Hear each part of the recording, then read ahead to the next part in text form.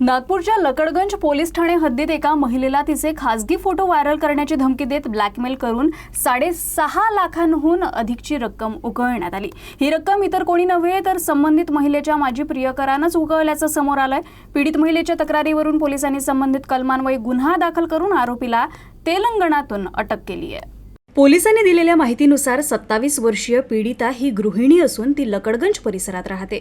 Share trading दरम्यान तिची आरोपीशी ओळख झाली होती, जी पुढे प्रेम संबंधात परिवर्तित झाली। याच काळात आरोपीनं पीडितेचे खासगी फोटो आपल्या मोबाईलमध्ये साठवून ठेवले होते। काही काळानंतर पीडितेनं आरोपीशी संबंध तोडले आणि दुसऱ्या व्यक्तीसोबत विवाह केला।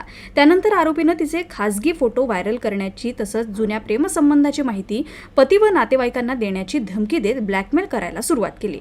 या धमक्यांमुळे पीडितेनं आरोपीला ऑनलाईन माध्यमातून तब्बल 6,52,000 रुपये ट्रान्सफर केले।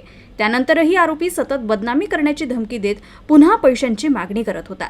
त्रस्त झालेल्या महिलेनं अखेर पोलीस ठाण्यात तक्रार दाखल केली।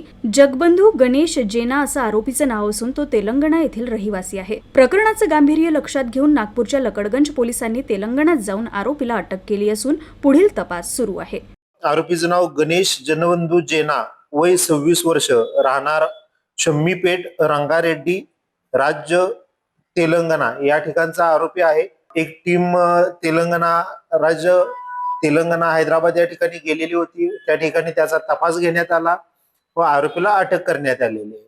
सदरची कारवाई ही वरिष्ठ पोलीस निरीक्षक अरुण क्षीरसागर साहेब, एसीपी शिवप्रसाद पारवे साहेब, डीसीपी राहुल मदने साहेब यांच्या मार्गदर्शनाखाली करण्यात आली।